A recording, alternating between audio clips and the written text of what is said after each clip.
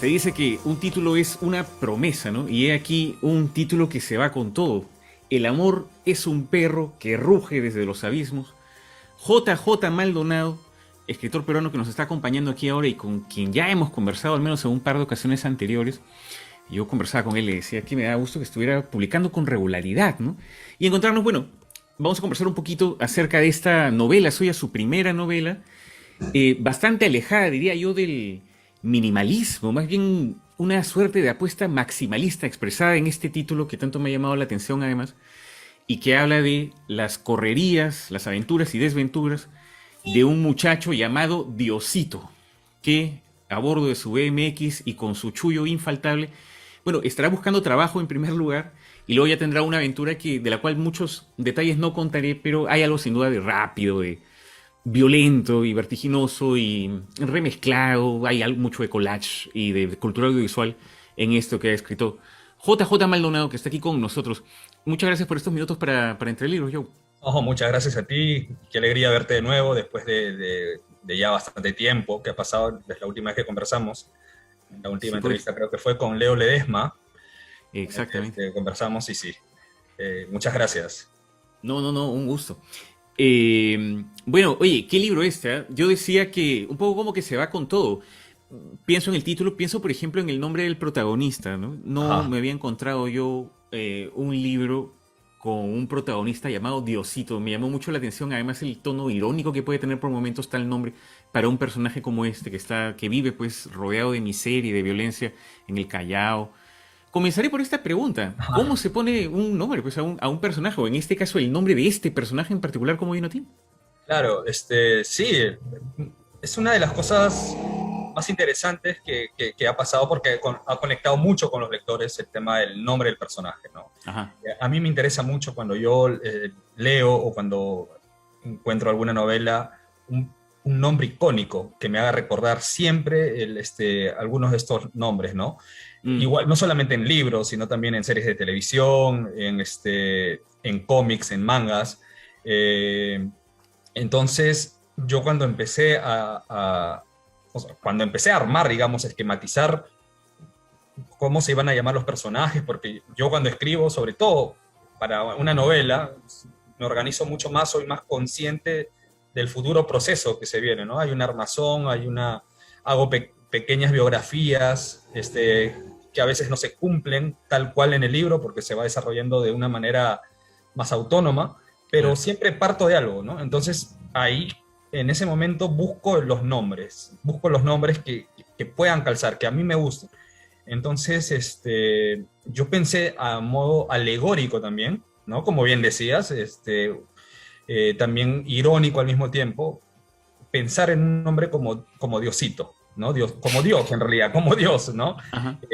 Y que además cuenta o sea, todo un universo, es el que pone las cosas en orden, en cierta manera, de todo ese caos en el que se produce la novela, que es un Callao inventado, un Callao que no existe, un barrio con sus propias reglas, ¿no? Con su propia configuración poética también, si quieres. Entonces, yo pensé que el nombre de Diosito funcionaría bien, pero también lo hice porque yo hace mucho tiempo conocí a una amiga Ajá. que es una diseñadora, o sea, hace diseño gráfico, yo no la, o sea, fue por vía mail, ¿no? Que en un trabajo con el que tuve, y ella firmaba Dios. O sea, me envió un correo como diciendo, hola Joe, vamos a hacer este trabajo, y abajo le puso Dios.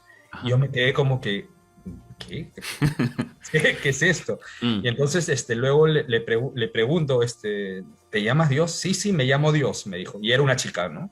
Entonces, yo te hablo del 2016 más o menos. Entonces ya se me había quedado como eso también, ¿no? Ese nombre extraño, esa cosa que te llama la atención. A mí no se me olvida ese nombre, por ejemplo, claro. Dios. Entonces, igual con el título de la novela, ¿no? Que es un título que es, bueno, ahí sí hay un collage también de un capítulo, o sea, el título de un capítulo de un anime que se llama Evangelion.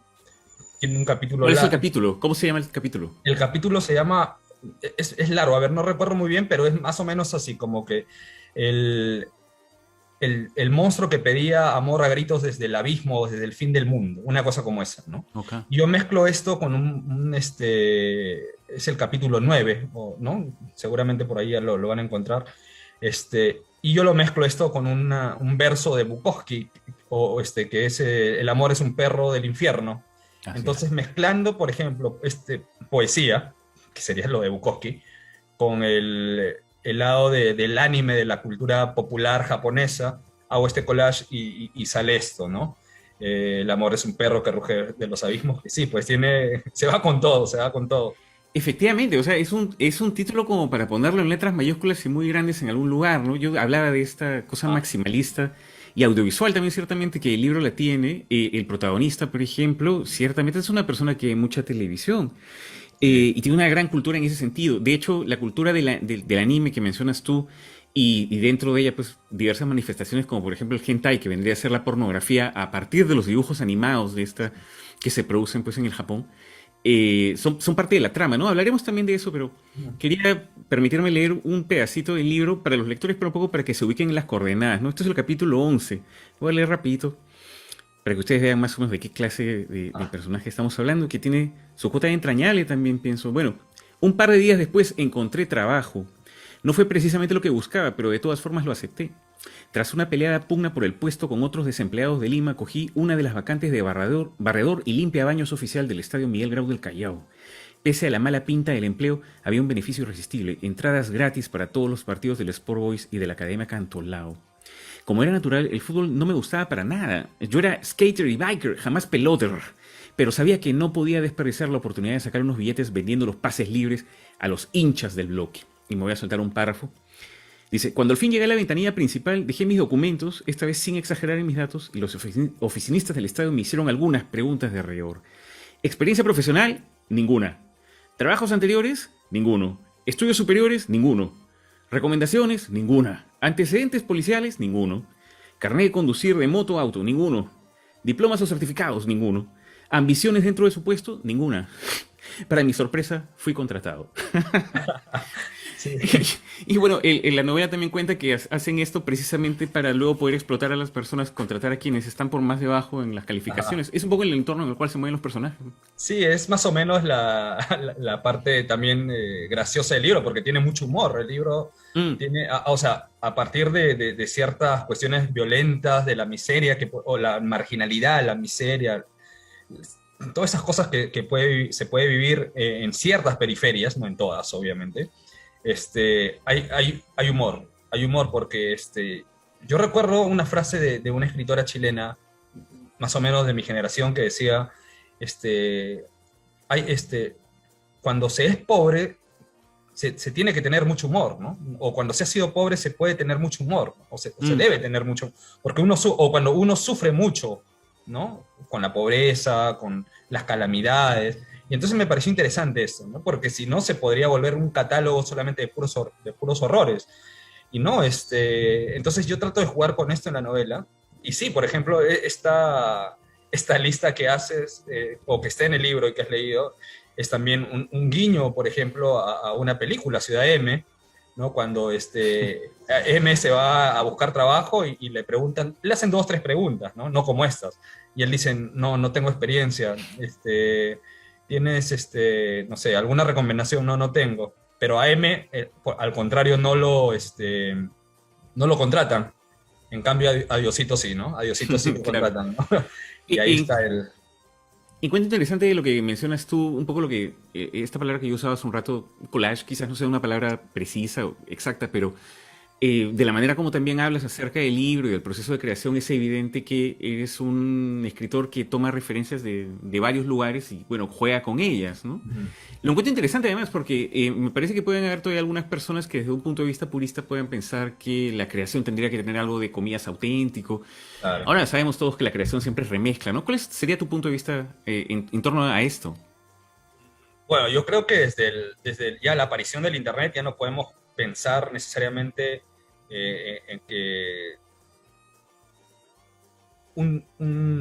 digamos, un material que se empieza a crear sea netamente original y que no Mm, nazca de nada.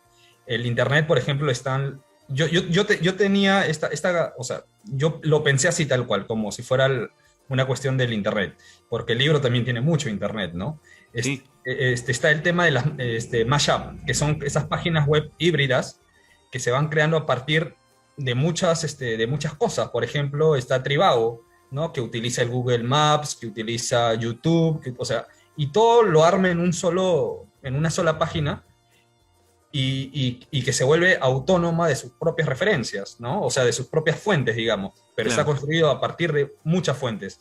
Este, la idea más o menos de este libro fue esa, en cierta manera, coger muchas referencias de diferentes lados y armarlos, ¿no? Porque hay mucho, por ejemplo, hay diálogos que salen de, de películas, de cómics también, hay fraseos a veces que saqué tal cual de canciones de Nach, por ejemplo, de que es de cantar, que hace hip hop o rap, ¿no? Es un español muy bueno. Hay fraseos también de libros, de poesía, de mangas, de creepy. Hay una, por ejemplo, hay una discusión ahí que tienen los amigos de Diosito y sus amigos cuando se van a comer un pollo broster a un Kentucky y empiezan Así. a hablar sobre el pollo mutantes, ¿no? Sobre si es un pollo o no es un pollo. Esa es una creepypasta, por ejemplo, una creepypasta muy de los 2000 más o menos, que se discutía en los foros de internet. Claro. Yo todavía reviso los foros, me gusta consumir foros, o sea, ver Pensé las que iba a decir que discusiones. yo reviso las piezas de pollo. Ah, no, no, no, no, no, no.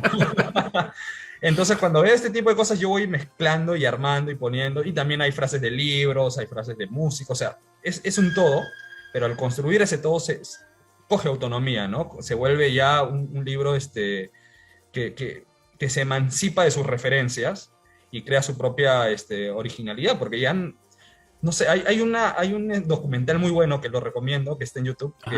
que se titula Todo es un remix, o Everything is a remix, o sea, todo es remixeado, no existe la idea ya de originalidad.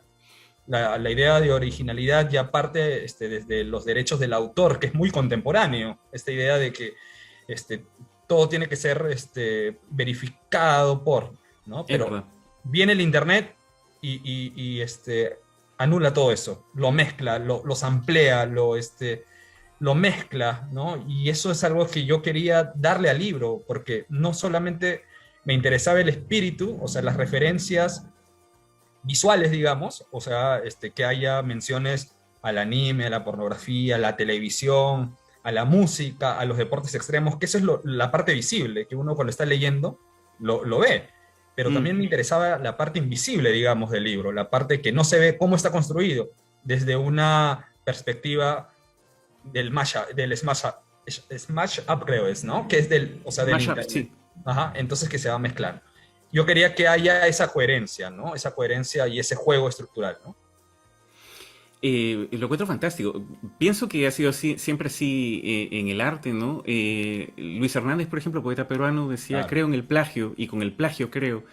Y creo que hay algo de profundamente cierto en eso y que es aplicado además por todas las personas que hacen arte. Obviamente no hay creación pura, lo que hay es mucha mezcla, ¿no? claro.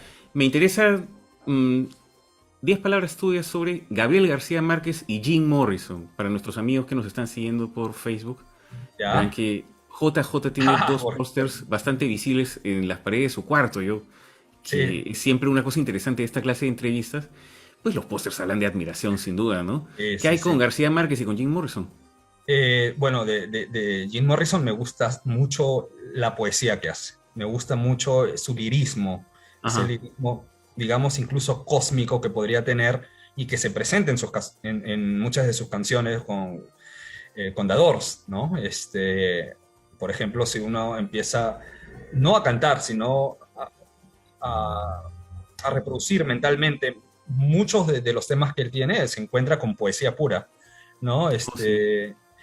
Por ejemplo, hay una canción que dice Swimming on the Moon, ¿no? Nadando hacia la luna, por ejemplo. Entonces, que es una cosa que trabaja a partir de este tipo de imágenes que a mí me interesa mucho. Me interesa mucho para escribir también, ¿no? ¿no? En el caso Y García Márquez. en el caso de García Márquez, lo que me interesa es su uso del lenguaje, el barroquismo que tiene, ¿no?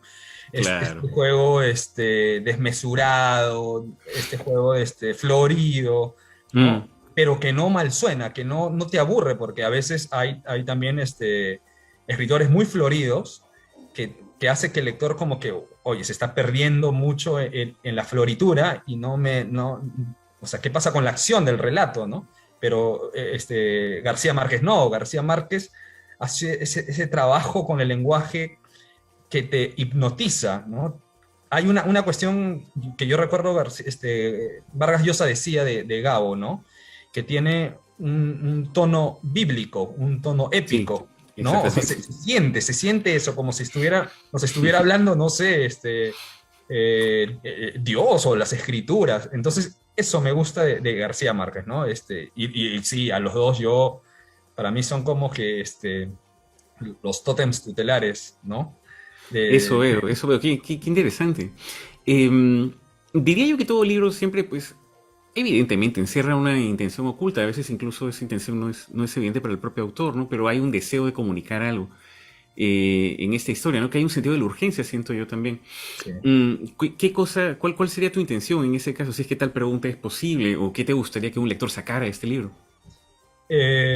Una de las cosas que yo tenía en mente mientras estaba esbozando las primeras páginas quizá del libro o estructurando antes de empezar a escribir incluso, Ajá. era la idea de querer hacer un pequeña, o sea, no sé, a ver cómo decirlo, para que no suene tan pretencioso, que sea una suerte de mapeo general de lo que fue el inicio de los 2000 para una generación joven que recién empezaba su educación sentimental, ¿no? Todas las cosas que había, que se empezaron a descubrir en Latinoamérica, sobre todo en Perú, la llegada del Internet, cómo impacta el Internet a los jóvenes, cómo empezamos a ver el mundo a partir de la llegada del Internet, a partir de la llegada de las referencias. Casi todas las referencias que están en el libro son referencias que vienen desde el extranjero y que contaminan a los chicos y los desmarginalizan en cierta manera, eh, porque están ultra conectados todo el rato.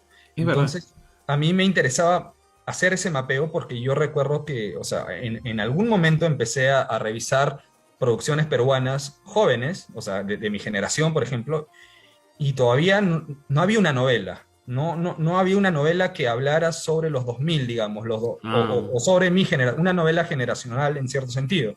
No había aproximaciones, ¿sí? A través del cuento.